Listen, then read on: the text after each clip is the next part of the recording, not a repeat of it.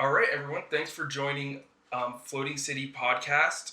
This is a podcast where I interview people that really inspire me, that have changed the world with their craft. And today I have Miss Cathy Scott. Cathy Scott is a LA Times bestseller and award-winning journalist, a university professor, and also a writer of Psychology Today. Is that blogger for Psychology Today? There you go. Wrote a ton of books: Paw Prints of Katrina, Death in the Desert, Unconditional Hour, the Murder of Biggie Smalls, and the biggest one, which was the Killing of Tupac Shakur. That is quite the accomplishment. Hello, Miss Cathy. Hi, Alex. Happy to be here. Thank you. Sweet. Nice introduction. Yeah. So, when did you start writing? Well, I was a secretary for Pacific Bell, but I always wanted to write. When I went to college, I took creative writing, and life gets in the way, and marriages and kids, and I had a son, so I became a secretary for Pacific Bell, and then but always wanted to write, and fought a project at the beach, and was interviewed by an LA Times reporter, and I asked him how he break into the business. He said, just do it and work for the smallest newspapers you can find, and that's what I did. I took a buyout and broke into the news business and worked my way up. Very cool. So did you write when you were younger? I wrote poetry, and I had at Grossmont Junior College, I had a really good creative writing instructor who really encouraged me, and he made a difference. I actually thank him in the Tupac Shakur book for giving, for encouraging a young writer who, I always wanted to write. And I was just a news junkie. I would follow stories in the newspaper, and I always thought, God, how cool would it be to be able to follow a story from beginning to end and cover it, and that was my goal. And then I majored in business, so I majored in art at Grossmont, but business at the University of Redlands, and ended up being business editor of the Loyalite newspaper. After that, I went to a daily, and they offered me the police beat. But I had my first crime. It was a DEA drug bust on Mission Boulevard, and I remember standing in the median, and I was writing for my first newspaper, the Beach and Bay Press, or some of us call it the Bitch and Bay Press, and standing there and just thinking how cool it was to cover that, and I was just hooked on crime after that. Sweet. So that was I was going to ask next, when was it you were like, this is it, I'm writing? That was it. And then my goal was to get to crime writing, and there was an author I read, and it was The Corpse Had a Familiar Face. She went to a crime scene, and she knew who the dead guy was, and so I read her, and Edna Buchanan, and she had a couple of books, but that was the best one for me, and I was just hooked, and I became her. Wow. I've been to more homicide scenes than I care to count, and then I became I covered the military as well, so because it kind of falls over onto a crime beat.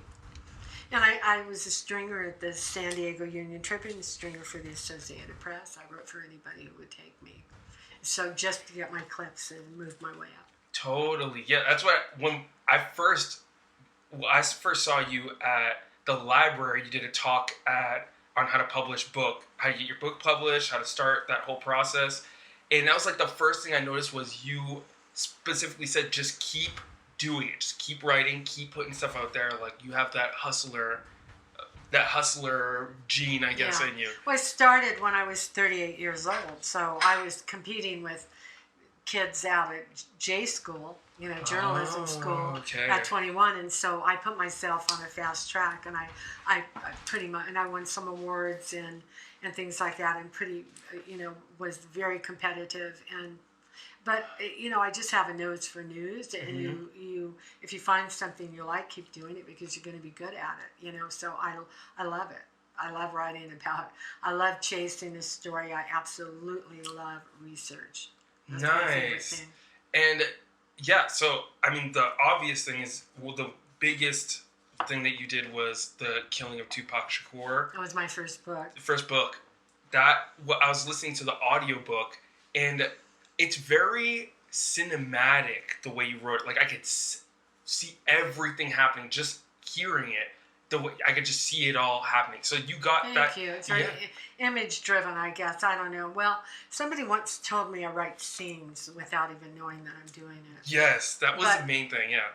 But so I covered that. I covered the case from, I was at the hospital when he died, and I covered it from day one. I got a call in the middle of the night from a homicide cop saying, hey, you need to, it's like 2 o'clock in the morning, and he'd been shot around 11, 12, something like that, around 11:30 or 12, and he was still alive, and homicide cop told me, you need to go down to the Las Vegas Strip, a rapper by the name of Tupac Shakur, he couldn't even pronounce his name, Tupac, and you need to go down there. I got dressed and I went down to the Strip. I lived about 8 miles away from the Strip, and so I went down there. So there's still some CSI guys down there. All the witnesses were gone, but the car was still there, and Suge Knight's car, the one that Tupac was in, and I've been covering it ever since. Wow, and that was your kind of entrance into true crime? No, I was a crime writer. I was a police reporter, so I covered the police beat. I covered City Hall in Las Vegas, which was a trip to cover, but for the most part, I was a police reporter. And then, it's a lot of crime. I ended up, one of the things that I ended up being fairly good at, too, was writing about the mob.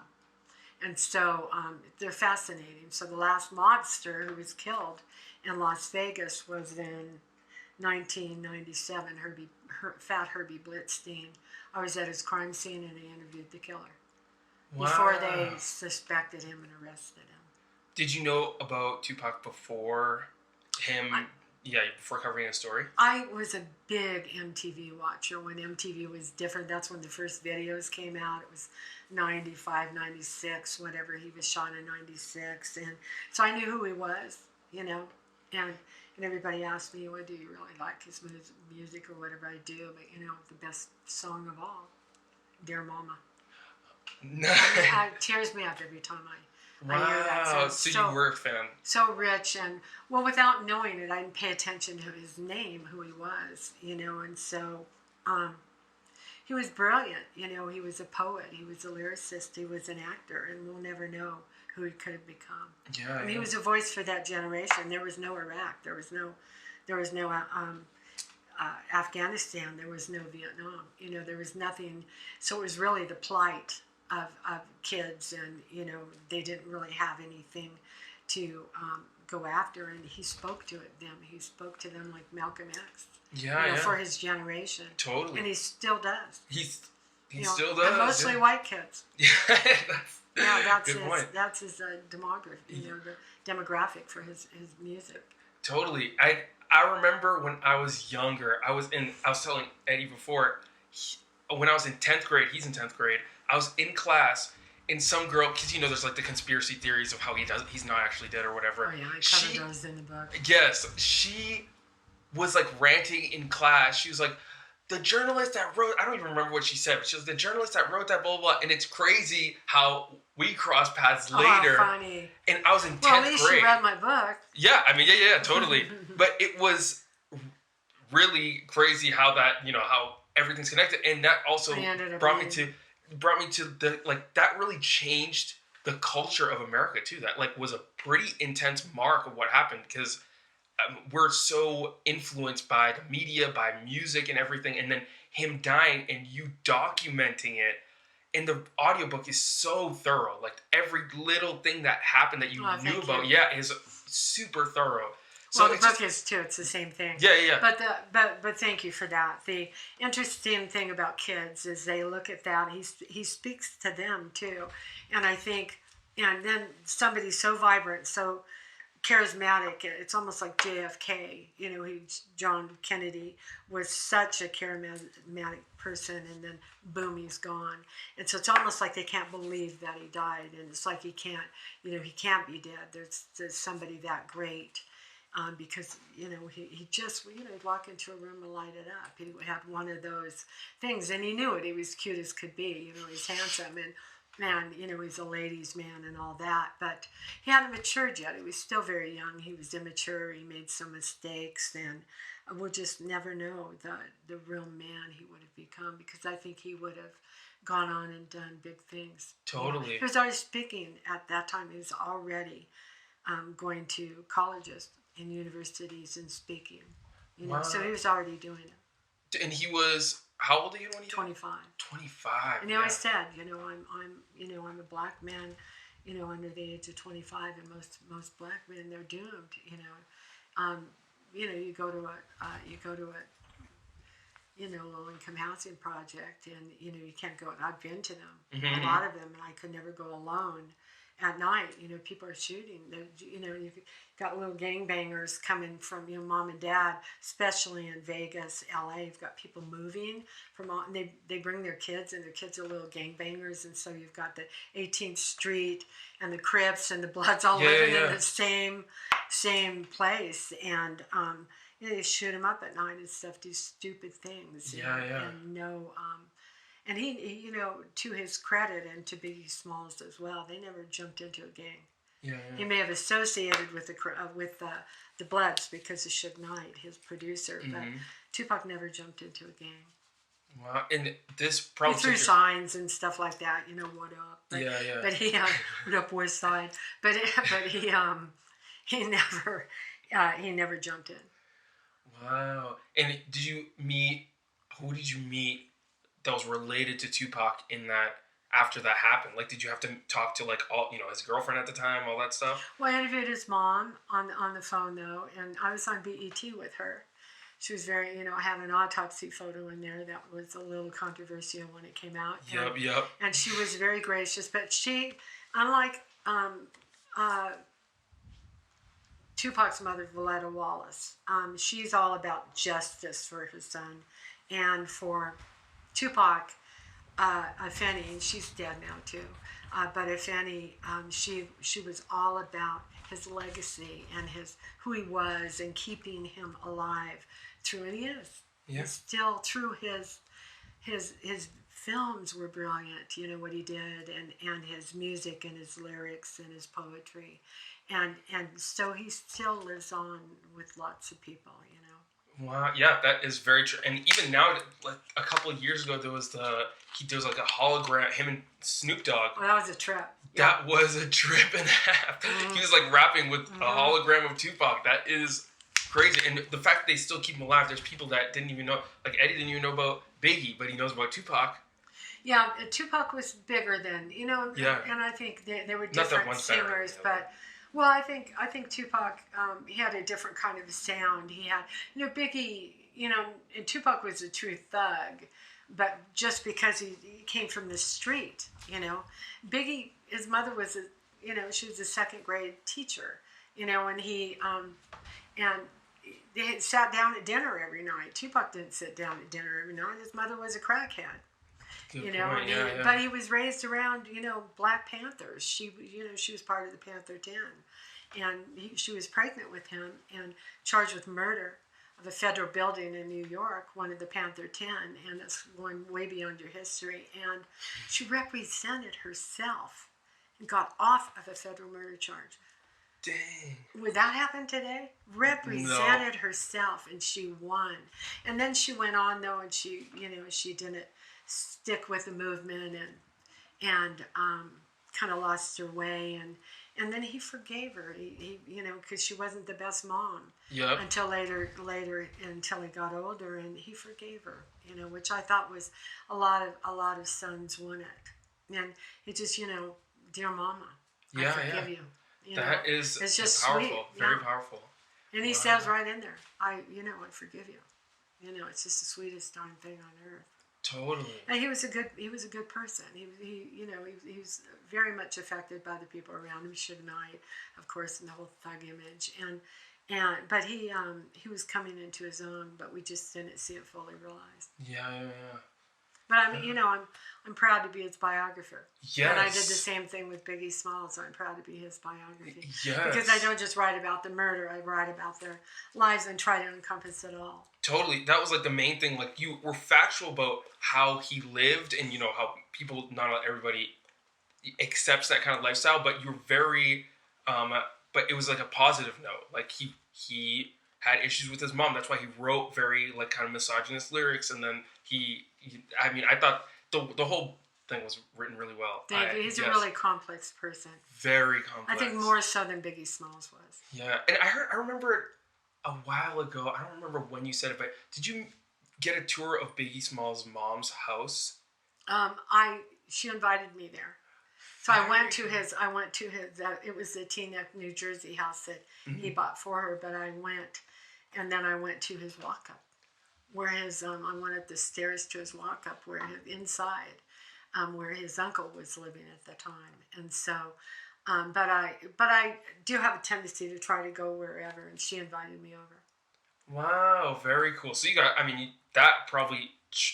Created a whole series of events that was. Well, it's like I went to New York, and I went to New York, and I went into a market. I'd forgotten a camera, and so just bought a throwaway camera, and I went to this market, and I told him what I was there for, and it was right down the street, around the corner from where Biggie lived in the walk-up with his mom, and he goes, "Oh, I hired him as a bagman when he was 12 years old. He was my son's best friend. His son was there." Whoa! And so I interviewed them both, and he gave me Valletta Wallace's telephone number. Dang. And that's just luck, Yeah. I mean, but I do knock on doors. I mean, I do go in. I don't tell them I'm coming at first. I'm like a market. You don't give them warning, because then they prepare to say no. So you just have to wing it, and that's how you get. That's how you see TV people do it today too, and all the big stories politically they're doing. You just pick up, call someone cold. Totally, that's sales 101. It's like that's the best way of doing it. Catch them cold. That's probably why you got so successful, is that kind of attitude of just going right in it. Well, I got being lucky. Very consistent. I got lucky. Persistent. Yeah, like with the autopsy photo, that was handed to me. But you just, you have breaks in. Totally. But, I mean, it's because for me, I think of it as like you're rolling the dice. So the more times you roll the dice, the more chance you have of hitting, snake eyes or whatever. And then one person leads to another. You say, I need to talk to this person. Totally. And can you help me get in touch? I mean, I tried Suge Knight. He read my book, because I knew a prison guard when he was staying up in, where was he, Lompoc or something. And he goes, oh, yeah, it was in his cell with him. I'm like, yeah, wherever. He goes, well, he didn't read. Well, whether he read or not, he had the Tupac book. So he was a big part of it. Suge was, but so it's interesting. Somebody wanted me to write a book and approached me, an agent, and then a publishing house wanted to do it as well. And then they, when we had a conference call about Suge Knight, and they went, "Yeah, Suge's not that interesting." And then he committed that murder, where you didn't just run over the man once. He backed up and rolled over him again, with this car. And dang. It's pretty brutal. Yeah. So he is where he deserves to be. Yeah, for sure.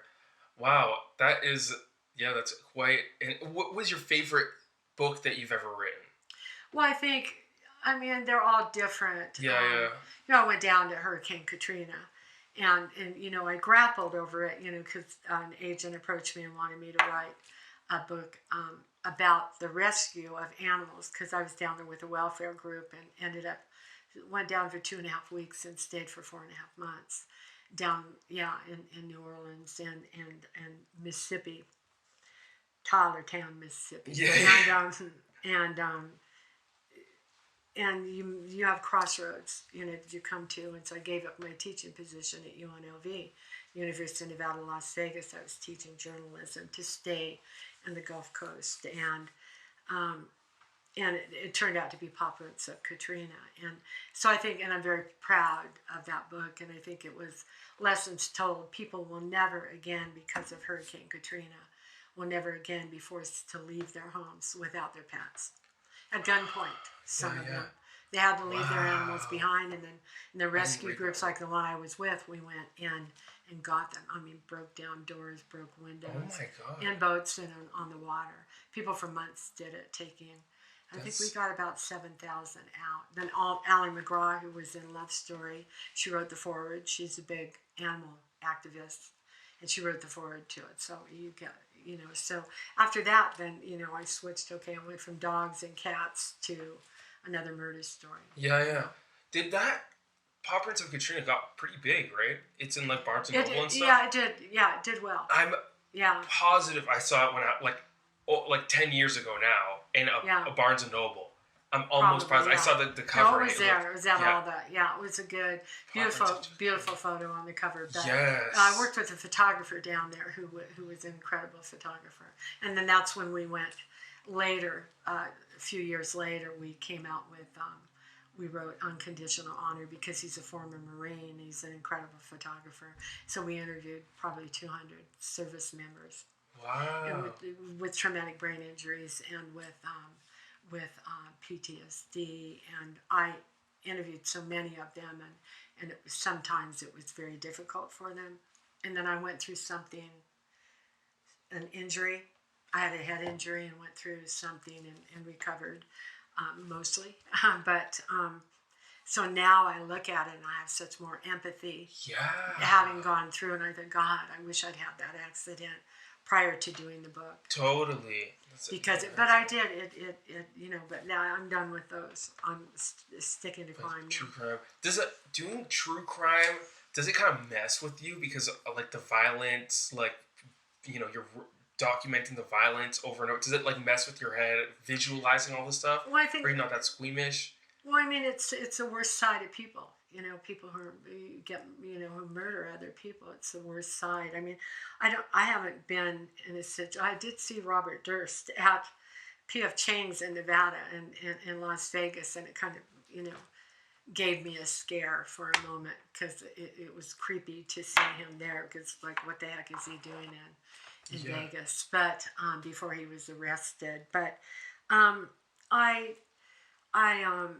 I've been to crime scenes. I've been to car accidents. I've been to horrible situations where, with a photographer, I can remember one photographer, he and I went to a particularly grisly one. I think I covered a lot of domestic violence too, and triangles and, murder suicides. And some of them are really bad, and they'll roll the body right out in front of us. And afterward, one particularly bad one, a photographer came up to me in the newsroom and said, "Hey, come out on the balcony with me."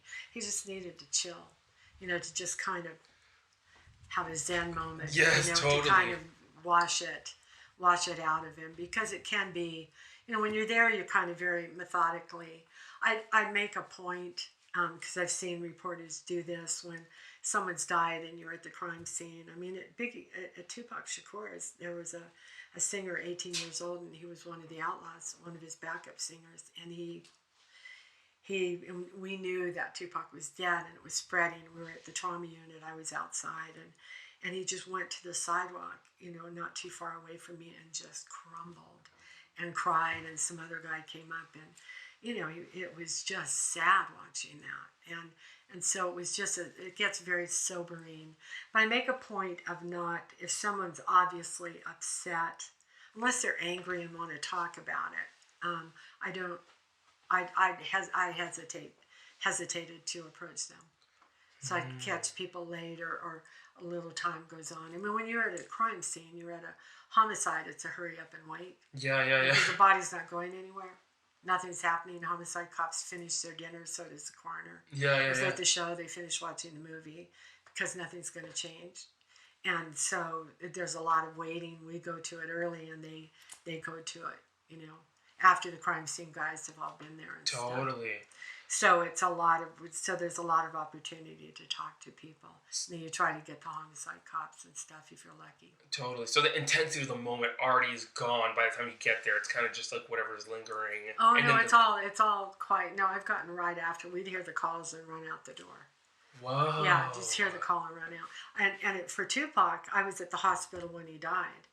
And finally, I didn't have confirmation. And finally, the doctor came outside, and I took notes. And I was already writing, and I took notes in a notebook.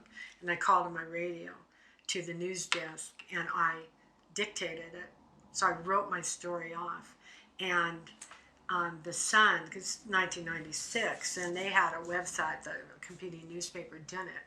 And so we had the internet. And within 2 hours, we were the first to report his death because I filed it from the scene, and it shut down our broadband. It just, boom, it shut down our site, and they didn't get it up and running for a couple more hours. That's how many people hit our site. Wow. So then and I had reporters calling me from all over the country, because we were the first out with it.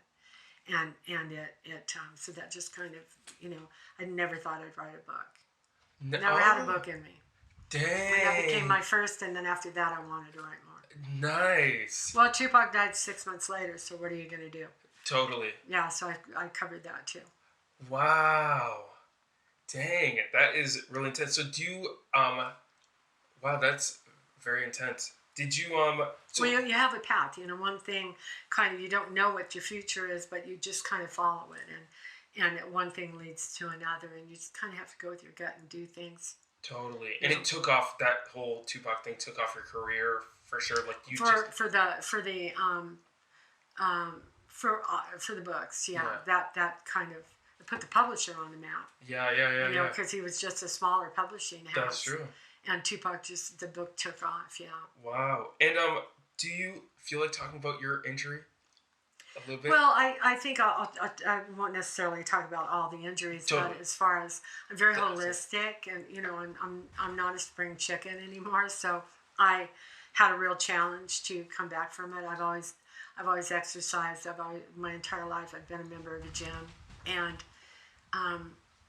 so I had some injuries and was in pain, and I declined pain pills, declined cortisone shots, and I did have some traction and chiropractor for a year, and this was kind of recent? Traditional 2.5 years ago. 2.5 years so ago.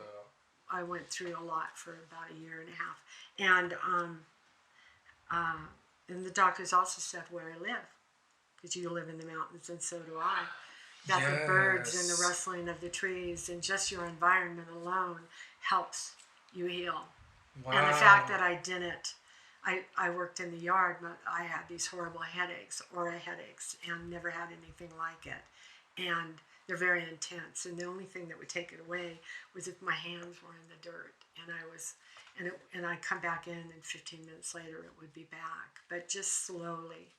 Balance issues, things like that, those are all gone mostly, but it was a lot to come back from, and I just thought pain meds impede healing, and I'm not going to take any. Totally. And so I just toughed it out. I did later take CBD without CBD, CBG, yeah. CBD. I always think CBG, the singers are so what was it, the CBG club or whatever, CBD, without THC, of course. Yep. Because I don't do drugs, I don't do meds, and I take melatonin at night to sleep, and then CBD helped me a lot, and the doctors endorsed it, and just as to be as natural, and did a lot of supplements and things like that. I didn't sleep for a long time. Oh, whoa. And you said... Not until recently. Yeah. So I've been sleep deprived for a couple of years now. Whoa. But I'm just starting to sleep again. Wow. So people that are listening that don't have context, you had an injury like 2.5 years ago that really was a significant part of your life. It was a monkey wrench in my life. Yes. It was a monkey wrench. So if you haven't seen any books come out since then, that's why. But I'm back writing all day long, and don't have any problems concentrating, and I'm getting, I feel good. I'm not quite back, but almost, and it just feels good to be back in the saddle. Yes, and I don't know if you want, but you lost the ability to read and write for a bit. Is that okay to say? Well, I had memory loss. Memory loss. And when you have memory loss, you can't remember what you read on the page. That's Short-term memory loss, but it with a lot of brain games and stuff like that, the brain does heal. I was very lucky. I was thinking, I wanted to talk about this because I was thinking of... You can't remember if you fed your dogs. Yeah, that's... I was just... I haven't talked about this. This is the first time. So. Oh, okay. Sweet. Well, you heard it here first, y'all.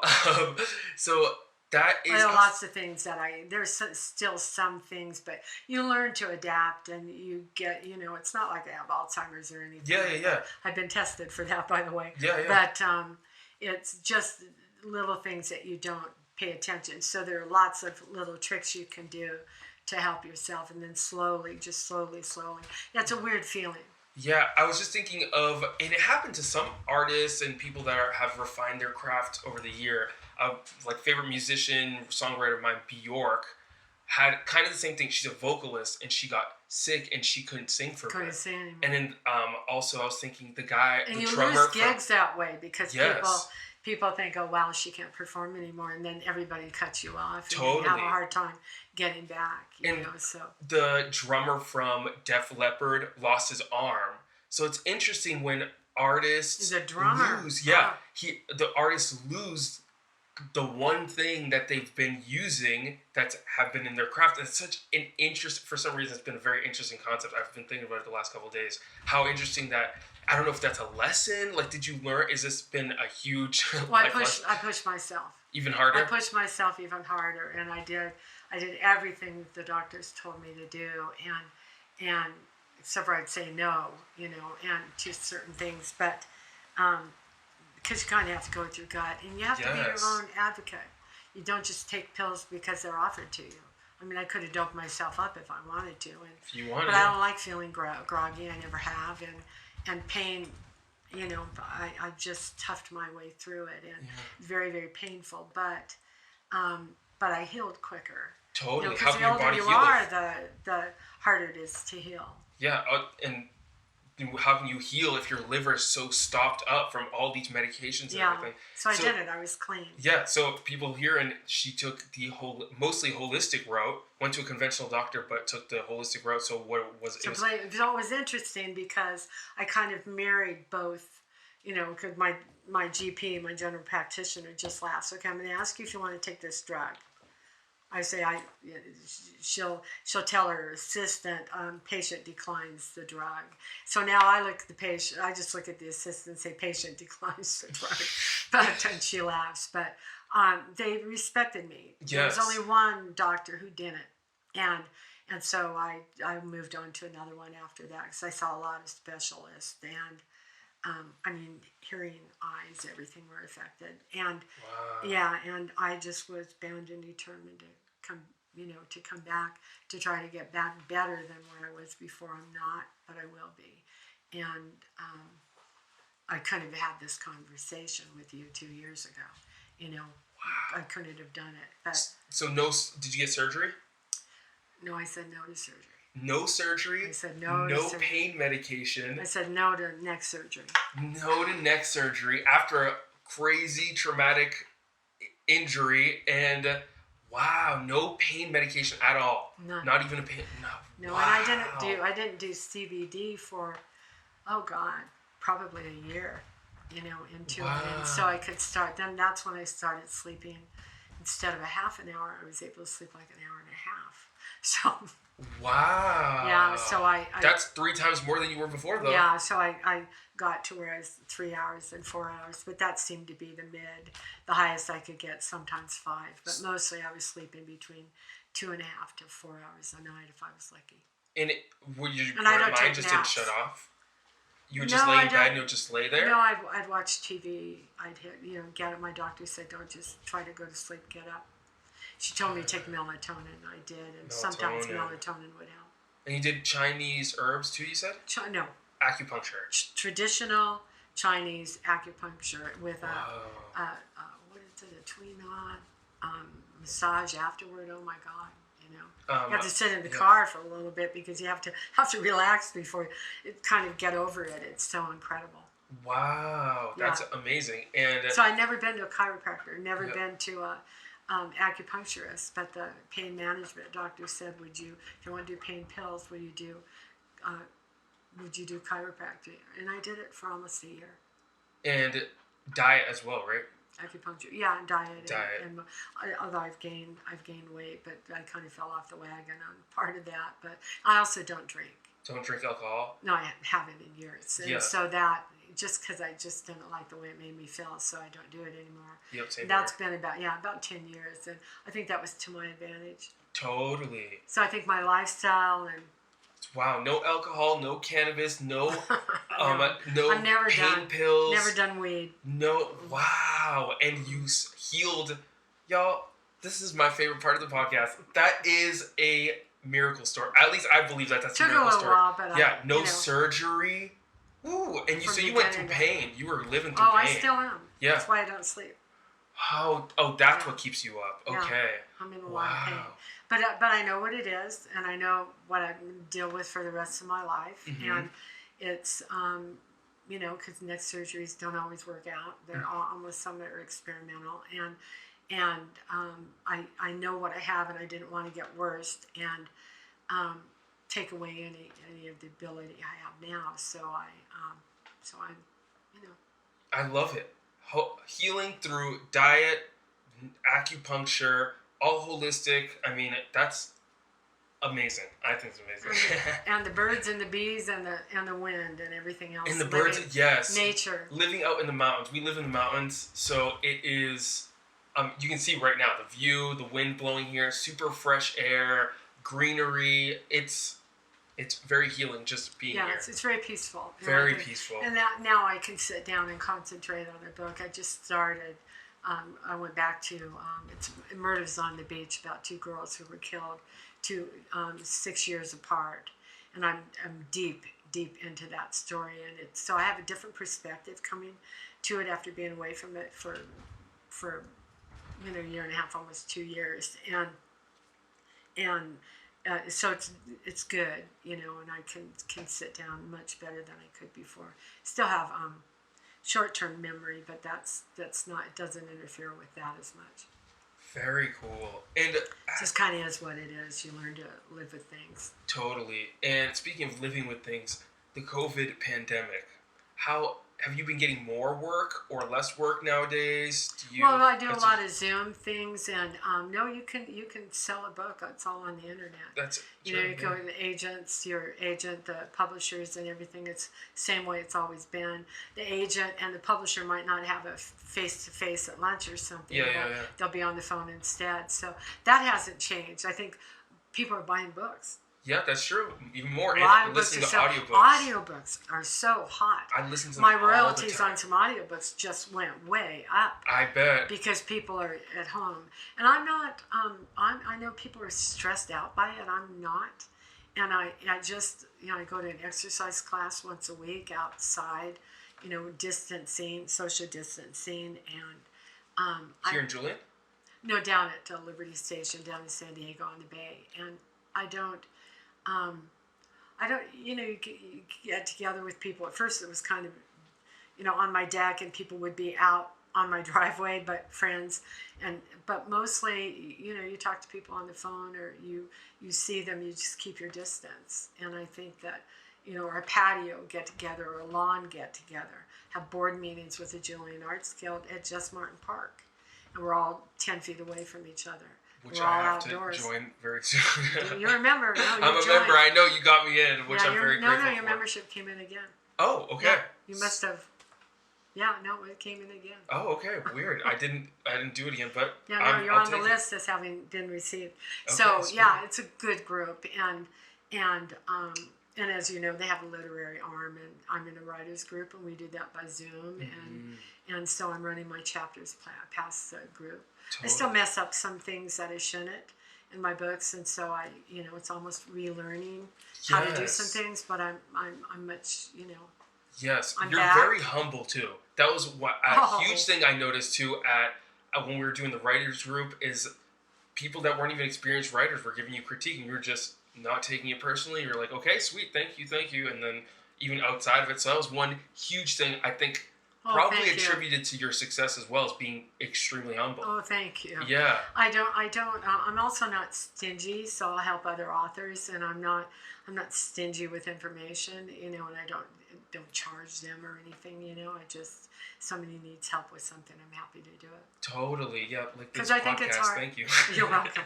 But I think it's hard to break into the business. It's hard to people don't know what to do, and I wish I'd known Yes. some things, because the first book really teaches you how to do the second one, and you make mistakes along the way, and so if I can help somebody not make those mistakes and cross some of the hurdles a little easier for me, then I'm not stingy about it. So I do it. I share my knowledge and experience with people.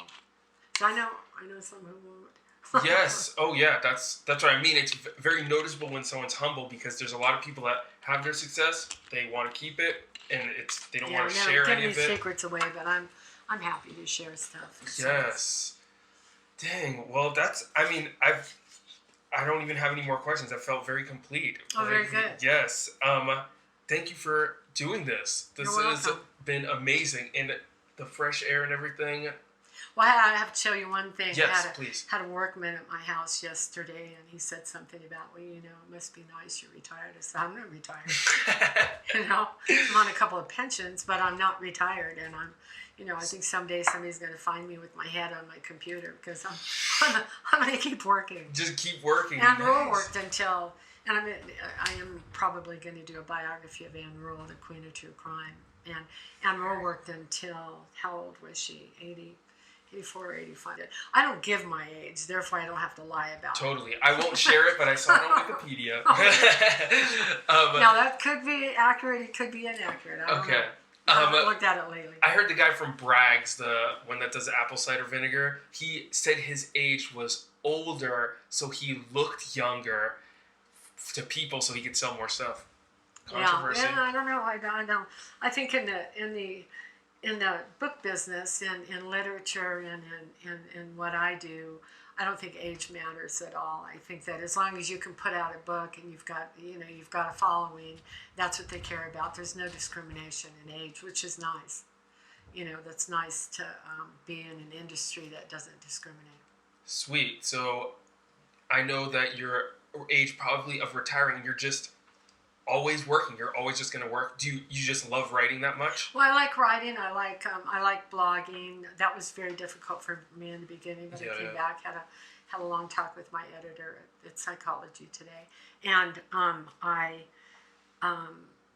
that just took me a long time. I don't know why. It was just hard to do, but I'm back and doing it, and I think when you get with people who are understanding and know, it because it was temporary, my illness, and some things still linger, but one big one, was, the concussion and head injury and all of that. Those were luckily temporary, but it just takes a long time. It takes years to come back from it. So next year I'll have some things that I'll notice, I can do that again. Okay. Yeah. And you just roll with like the punches. email. I just stared at it. Oh, whoa. Word. What's that for? Yeah. Couldn't remember how to change the font. That must have changed. And it's all when you start coming back. It's almost like waking up. It's like yay. Yeah, yeah. I can do that again. So I didn't wallow. I had a few bad days, but I try. The glass is half full with me. Totally, yes. That's another thing I noticed. Yes. Pick yourself up, dust yourself off, and roll with the punches. Get on with it. Yes. As the song says. Yes, totally. I love it. Well, I think that's a good place to end. Cool. Thank you so much. Oh my God. Pleasure. Thank you. That was awesome. I learned so much about you, more than I researched before. I've learned even more. And the holistic part was my favorite. The holistic healing part. That's just kind of where my passion is. But that is awesome. Yeah, we can have control of our own destinies. I mean, sometimes we can't, but you can always push back. You push back from something, and don't just sit down and accept what the doctors give you. And not to say doctors are bad, but you sit down and push back, and don't do go with your gut. And, totally. And try to pick up. Don't sit down and not get up again. And Yes, that's amazing. Sit down, because people they just, doctors say, well, I've got a neighbor who he's got a heart condition, and the doctor said, quit climbing stairs, you're going to have a heart attack. Have him change his diet. It's caused by plaque. Totally. So instead of telling him not to walk upstairs anymore, he needs to walk. Have him change his diet. But I just think that we have to take control of our own. And you mix traditional, I mix traditional Water. with alternative, and I think it worked. Yeah, I think so too. I mean, yeah, you said your not doctor's quite really, there, but almost. yes, it's but working. getting there, and you're working and you're thriving. That's amazing. Sweet. Well, that's been amazing. Thanks for coming by again. Thank you, Alex. It's been a pleasure. Oh my God, yes, I'm excited. All right, y'all. Thanks for tuning in, and that's the end of the podcast. Peace out. Peace out. Did you get the peace out? Yeah. Gotta say peace out.